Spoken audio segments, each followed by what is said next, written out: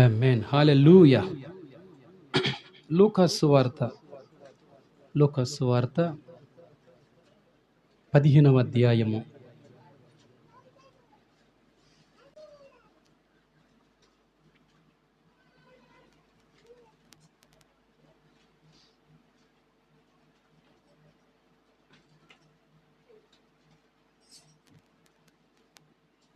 లూకా సువార్త 15వ అధ్యాయము 30వ వచనం చదువుకుందాం.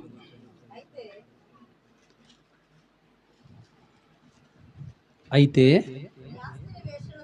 నీ ఆస్తిని వేశ్యలతో తినివేసిన ఈ నీ కుమారుడు రాగానే వీని కొరకు క్రొవ్విన, మీ దగ్గర పశువు అని ఉంది, నా దగ్గర దూడను అని ఉంది, పెద్ద బైబిల్. క్రొవ్విన దూడను వధించితివని చెప్పెను. ఆమేన్. హల్లెలూయా. ఏది ఏమైనప్పటికీ దేవుని వాక్యం శ్రేష్టమైనది, దేవుని వాక్యం శక్తి కలిగినది. ప్రియులారా, ఒక తండ్రికి ఇద్దరు కుమారులు. చిన్న కుమారుడు తండ్రి నుండి వేరై దూరదేశానికి వెళ్ళిపోయాడు. ప్రియులారా, పెద్ద కుమారుడు ఇంట్లోనే ఉన్నాడు. సహజంగా పెద్ద కుమారుడు ముందు పుడతాడు కాబట్టి కాస్త స్నేహితులతో, లోకంలో మనుషులతో తిరుగుతూ పళ్ళు చేసుకుంటాడు కాబట్టి పుట్టుకతోనూ ఫ్రెండ్స్తోనూ వచ్చిన జ్ఞానమును బట్టి పెద్దవాడు త్వరగా వేరుపడటానికి, వేరై ఉండటానికి, కొంచెం తెలివితేటలు చూపించటానికి అని అదో రకంగా ఉండటానికి ఇష్టపడి తొందరగా వేరైపోయి తల్లిదండ్రుల నుంచి వేరైపోతారు.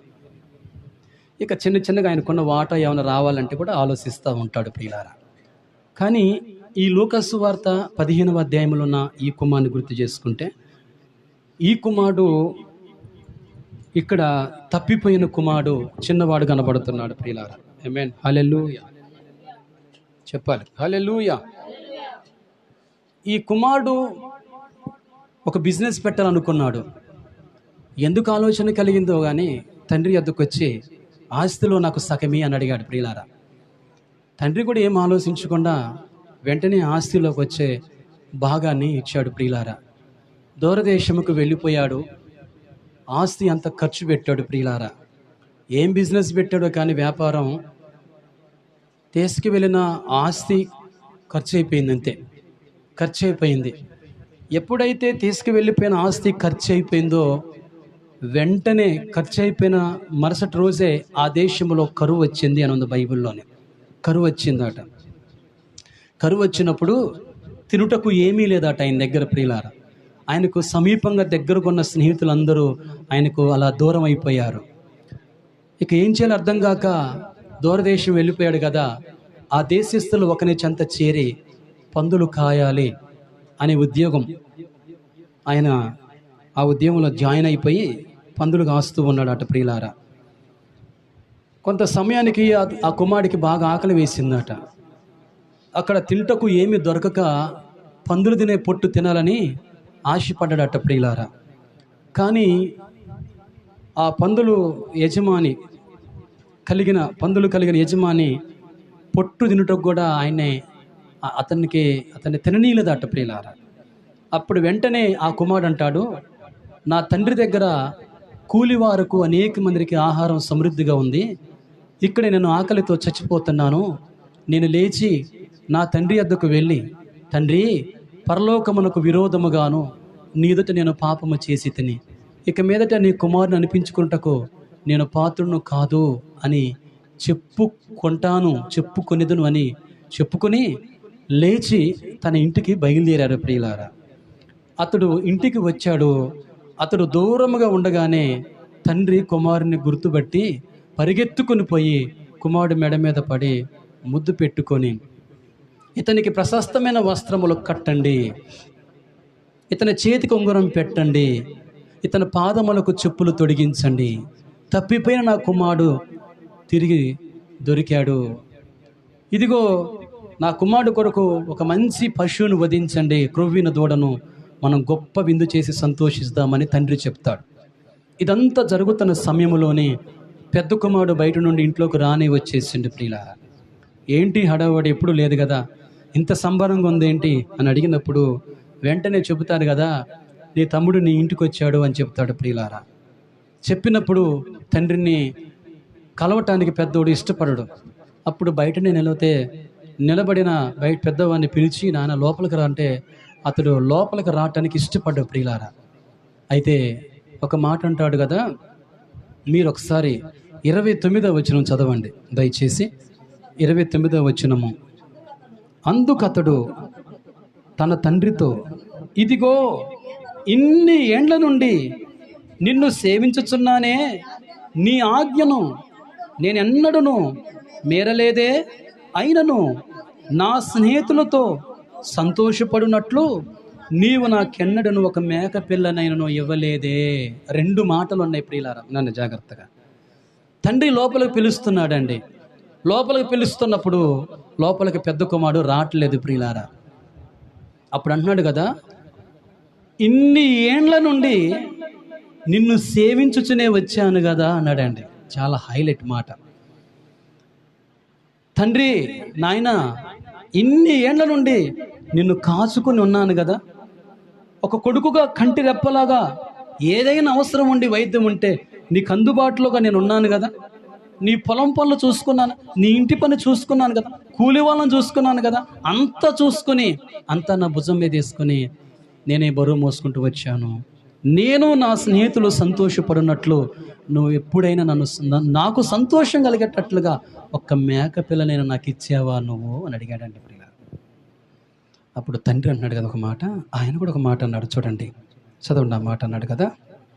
అందుకతడు, కుమారుడా, నీవెల్లప్పుడూ నాతో కూడా ఉన్నావు, నావన్నీయో నీవే. నీవెల్లప్పుడూ నాతో కూడా ఉన్నావు, నావన్నీయో నీవి. మనము సంతోషపడి ఆనందించుట యుక్తమే. అక్కడ ఏమని అంటున్నాడంటే, కుమారుడా, నావన్నీయో నీ తమ్ముడుకు రావలసిన వాటా తీసుకుని పోయాడు. ఇప్పుడు మిగిలింది ఏంటంటే నా వాటా మిగిలింది, నీ వాటా మిగిలింది, నావన్నీ కూడా నీవే కదా అని అన్నాడండి. ఇక్కడ ఒక మాటను మనం అప్లై చేసుకోవాలి. ఏంటంటే, తప్పిపోయిన కుమారుడు స్థానంలో మనం నిలుచుందాం. ఇంట్లో ఉన్న జ్యేష్ఠ కుమారుడు స్థానంలో యేసుక్రీస్తుని పెడదాం ప్రియులారా. ఆలోచించండి. యేసుక్రీస్తు ప్రభువారిని మాట్లాడిద్దాం. ఇప్పుడు తప్పిపోయిన కుమారుడు స్థానంలో మనం నిలబడి ఒకసారి మనము పోగొట్టుకుని అంత నాశనం చేసి పాడైపోయిన స్థితిలో మనం నిలబడదాం ప్రియులారా. ఇంట్లో ఉన్న కుమారుడు స్థానంలో యేసుక్రీస్తు ప్రభువారు ఉండి ఆయన అంటున్న మాట ఏంటంటే, నీ ఆస్తిని, ఏమండి బాగా ఆలోచించని మాటలో, నీ ఆస్తిని, జ్యేష్ఠ కుమారుడు అంటున్నాడు, దేవుడు నీకిచ్చిన ఆస్తిని ఎవరితో ఖర్చు పెడుతున్నావు? జ్యేష్ఠ కుమారుడైన యేసుక్రీస్తు ప్రభువారు తప్పిపోయిన కుమారుడు స్థానంలో ఉన్న నిన్నే అడుగుతున్నాడు. నీ ఆస్తిని, దేవుడు నిన్ను ప్రేమించి నీకు ఇచ్చాడే ఆస్తి, దాన్ని నువ్వు ఎవరితో ఖర్చు పెడుతున్నావు, ఎప్పుడు ఖర్చు పెడుతున్నావు? చాలాసార్లు చెబుతున్నాం, పాస్టర్ గారు ఇప్పుడు మేము సమృద్ధి కలిగి ఉన్నామండి. ఒకరోజు మేము వెంపర్లాడి నలుగురము 4 దిక్కులుగా దేశదెమ్మలుగా దేశాలకు వెళ్ళిపోయినాం పని కొరకు. కానీ ఇప్పుడు కొంచెము కాలు నిటారుగా నిలకడగా ఉన్నది, కొంచెం సమృద్ధి కలిగి ఉన్నామండి. ఇప్పుడు పిల్లల పెళ్ళిళ్ళు చేయాలన్నా కానీ మాకు ఎటువంటి డోకా లేదండి అంటున్నాం. దేవుడు నిన్ను ప్రేమించేంత సమృద్ధిగా నీకు ఇచ్చినప్పుడు నీ ఆస్తి ఎవరితో ఖర్చు పెడుతున్నావు ఆలోచించు ఒకసారి. నీ ఆస్తి ఎవరి కోసం ఖర్చు పెడుతున్నావు ఆలోచించు ఒకసారి.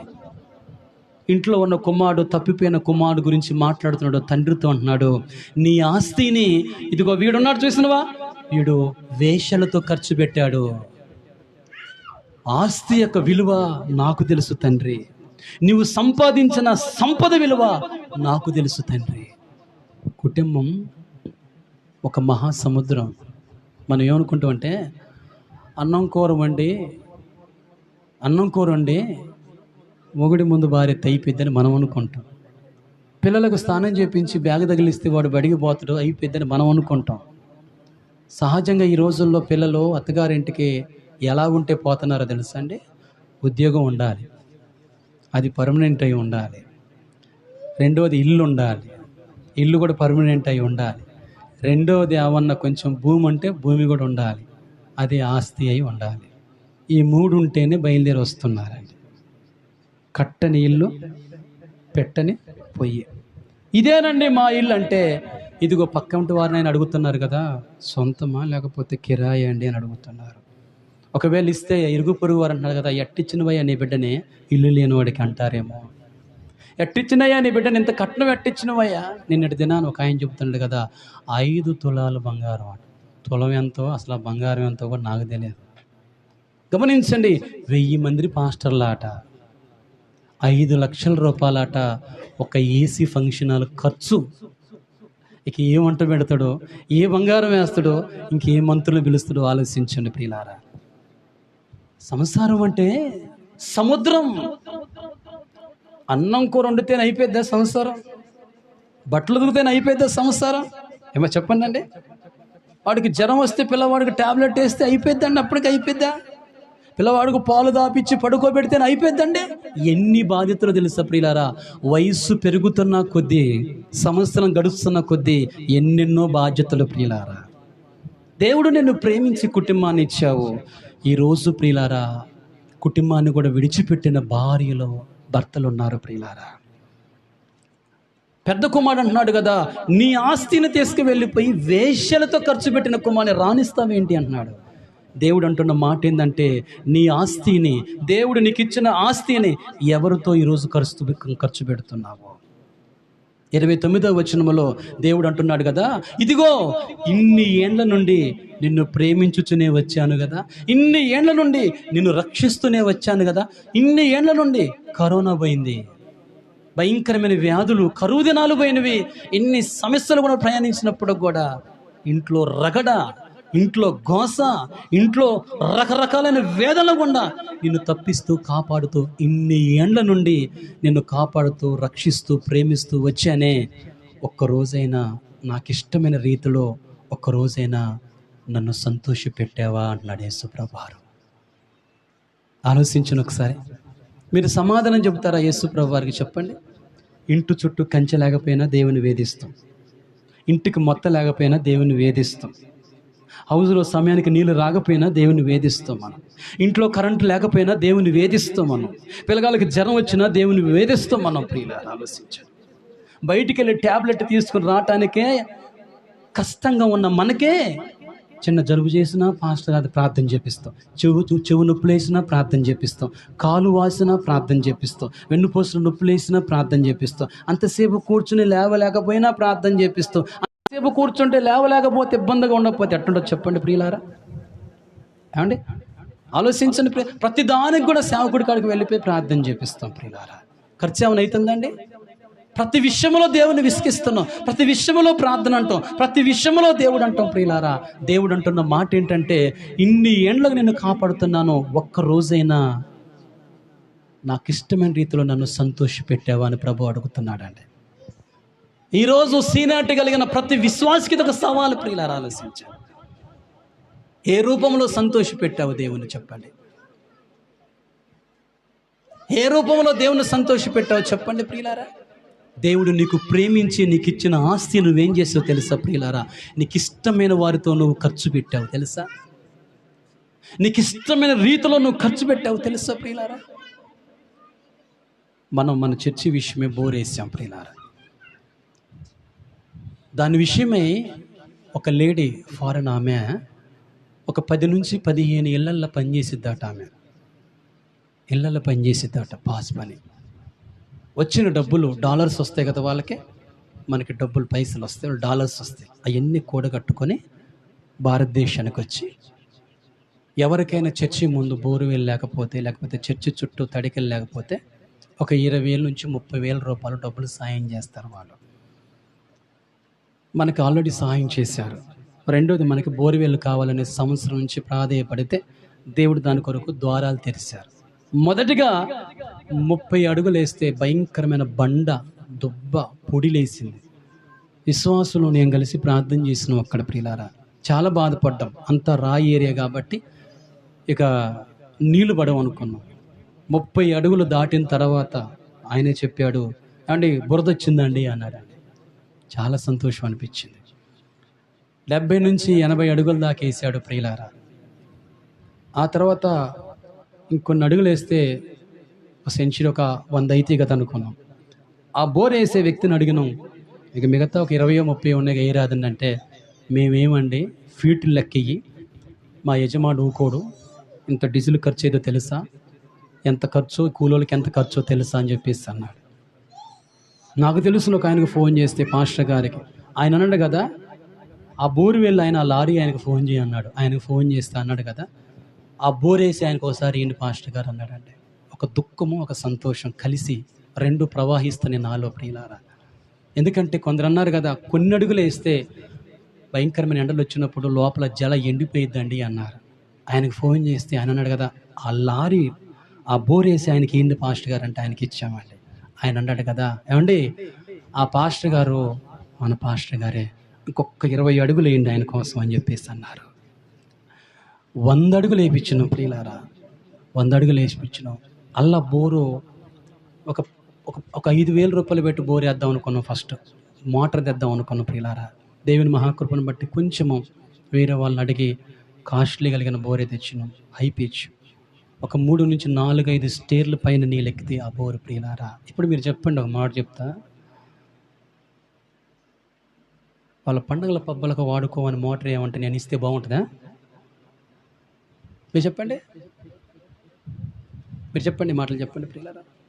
వాళ్ళ సొంతానికి వాడుకోమని మోటార్ నేను ఇస్తే ఆలోచించాలి. 10 నుంచి 15 ఏళ్ళలో పాస్ పని చేసి తీసుకొచ్చి ఇస్తే వేసిన మోటారు అనవసరంగా వాడితే, పిచ్చోడా నీకు ఇచ్చిన ప్రతి రూపాయి విషయమై నువ్వు జాగ్రత్త అంటాడు దేవుడు. దేవునికి స్తోత్రం కలుగును గాక.